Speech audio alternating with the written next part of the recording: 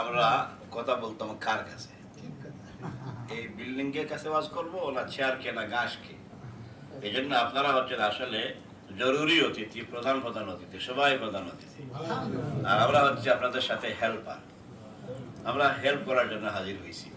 আর আমি বলছি আগে, এই সুন্দর সুন্দর চেহারাগুলো বাড়িতে বসে থাকলে কিন্তু দেখার সুযোগ হতো না।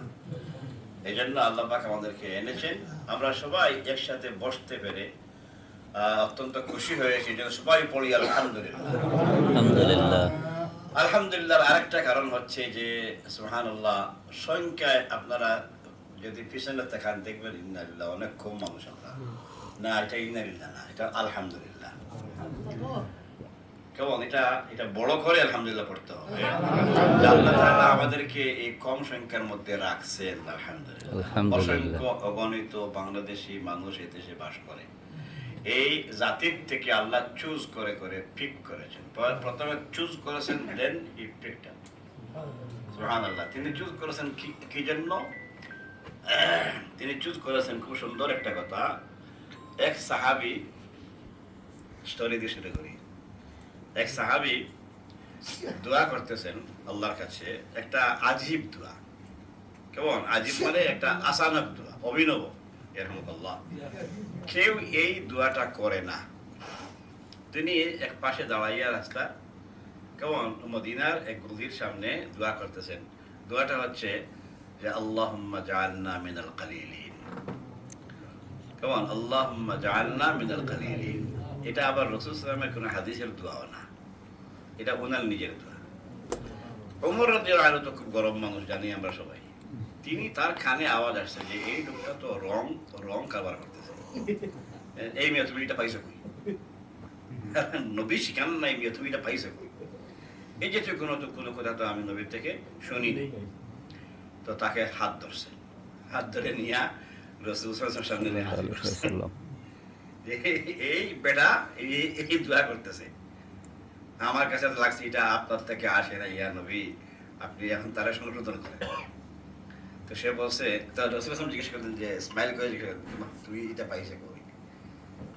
তখন তিনি জবাব দিলেন যে, আপনার কাছ থেকে শিখি নাই, এটা কোরআন থেকে আমি শিখছি। আর আমার মনে মনে খুব আকাঙ্ক্ষা, এই জন্য আমি এই দোয়াটা করি। কি আকাঙ্ক্ষা? কোরআন থেকে কোথায় পেয়েছো? এই বেটা এখন বলতেছে যে ওয়াকালিলুম মিন ইবাদিয়াশ শাকুর, আল্লাহর শুকরগুজার গোলাম খুব কম হয় সংখ্যায়। আর আমি দোয়া করতেছি, এবং আরো আছে যে ওয়াকালিলুম মিন ইবাদিয়াশ শাকুর কালিলাম মা তাযাক্কারুন। কোরআনে আরো এইভাবে করে কালিল বলে বলে কিছু আয়াত আছে। তো উনি এইগুলো বললো এগুলা হচ্ছে আমার দলিল।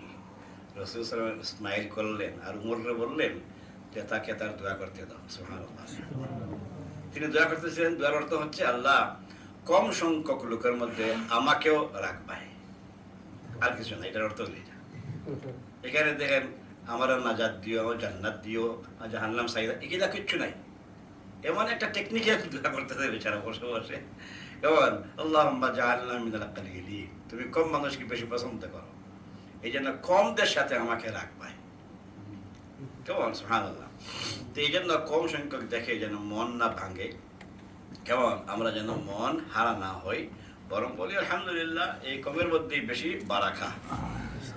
কম রিজিক হয়, কম রুজি হয়, আলহামদুলিল্লাহ পড়বেন। যেটা বেশি কম, আলহামদুলিল্লাহ। আপনার কাজ এইটা বুঝতেছিলাম ভিডিও করার জন্য।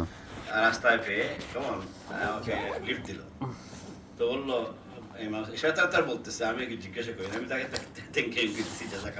বলছি বাইরে ছিলাম রুজির আশায়, মাত্র 23 পাউন্ড করছি, একটা টিপ দিছি, এরপরে আমার মিটারটা নষ্ট হয়ে গেছে, এখন বাড়িতে চলে যাচ্ছি। ট্রাইপড হলে ভালো হলো, ট্রাইপড হলে ভালো করতে পারি কথা, আমি কিছু দেই না, এটা জন্য বলতেছি না। তো যাক, দেখলাম বেচারা খুব মানে শরম বোধ করছে। তো তাকে বললাম কিছু কথাবার্তা, আলহামদুলিল্লাহ সেও শুনলো, আর তারও কিছু কথাবার্তা দুঃখ সুখ আমি শেয়ার করলাম। বললো যে যদি আমার এই মেশিন নিয়ে এখন কাউরে আমি ইয়ে করি, এই কাজ শুরু করে দেই, তাহলে আমার মেশিনে এখন আসবে মাত্র 4 পাউন্ড করে আসবে পার মিনিটে, অথচ আমাদের রেগুলেশন হচ্ছে 7 পাউন্ড করে এখন। তো এখন যদি আমি নিয়ে যাই কাউকে, তাহলে আমি তো ঠকে যাব। এই জন্য চিন্তা করছি যে এটা নিয়ে আর মেশিনের এই ব্যাখ্যা তো তাকে দিলে হবে না, এটা মেশিন নষ্ট তো তোমার দোষ, আমার কি আসছে, তো এই জন্য সমস্যা হবে। এই জন্য কাজ বাদ দিয়া ওয়াইফে মনে করছে যে আমি আসতেছি। তখন বললাম যান ওয়াইফের যত কিছু নিয়ে যান 23 পাউন্ড থেকে পারলে, আর নিয়ে বললেন যে তুমি তোমার কি আছে আর আমি কিছু আনছি, এটা দিয়ে আসো আগে খাওয়া দাওয়া করি, একেবারে খুশি থাকবেন, কম পাইছেন খুশি থাকবেন, খুশি মনে গিয়ে বাড়িতে উঠবেন, মন খারাপ এটা দেখাইয়েন না, মন খারাপ হইলে এটা ভিতরে চেপে রাখবেন আর গিয়ে বলেন যে 23 পাউন্ড আজকের সম্পত্তি, আল্লাহর হাওয়ালা, চলো দুজন খাই। এইভাবে করে করে তাকে কিছু কথাবার্তা বলে আমার স্টেশনে এসে গেলাম, বাড়ির সামনে বিদায় দিয়ে গেল। তো চিন্তা করে দেখেন, অথচ আমি তাকে চিনি না, সে খেয়ে কেমন সুবহানাল্লাহ কেমনে পিক আপ করছে নিয়ে আসছে, আমি না চিনলে উঠি না, কিন্তু দেখলাম সে এত ক্লোজ ইমাম সাহেব, আমি সুযোগটা পাই না, আমি দেখি আপনারা সময় সময়, কিন্তু এভাবে বলে বলে আবার এখানে আমি না করি এমনি, যাক আল্লাহ বললাম আল্লাহ তার প্রতি রহম করুন, আমিন আমিন। তার পোশাক কাটে দোয়া করতেছি। এই জন্য আমরা দোয়া করলে, আপনারাও চিনেন না, আমিও চিনি না, ঠিক আছে, তাকে ঠিক মতো আল্লাহ তাকে মাফ করে দিন। আর তার কিছু সমস্যার কথা উল্লেখ করছে, আল্লাহ তার সমস্যাগুলো, আমাদের সমস্যাগুলো দূর করে দিন। আমি আপনাদের সামনে কোরআনে হাকিম থেকে তিলাওয়াত করেছি সূরা মুহাম্মদ নামে একটা সূরা আছে, এই সূরা 15 নম্বর আয়াত, কেমন 14 এবং 15 এই দুই আয়াত তিলাওয়াত করেছি। এই দুই আয়াতের ব্যাপার, এই দুটো আয়াতে আসছে যে বিষয়গুলো, তা হচ্ছে আখিরাত সংক্রান্ত বিষয়। আর আরেকটা সূরা পড়বো আপনাদেরকে নিয়ে, এই সূরাটার নাম হচ্ছে সূরা আত-তাকাসুর, কেমন, এটা পড়ে আমি আলোচনা শুরু করব। আপনাদেরকে একটু কুইক নিয়ে যাব ইনশাআল্লাহ, কেমন, কুইক লিসেনার হওয়া লাগবে ইনশাআল্লাহ, ঠিক আছে? বয়স কুইকের না, এখন বয়সটা একটু পাটি হয়ে পড়ে গেছে না, একটু আস্তে ধীরে বয়স, কিন্তু আমার সাথে একটু কুইক দেওয়া লাগবে বিকজ অফ টাইম ইনশাআল্লাহ। তো চলেন, আখিরাত জিনিসটা কি? একবারে সহজ জিনিস।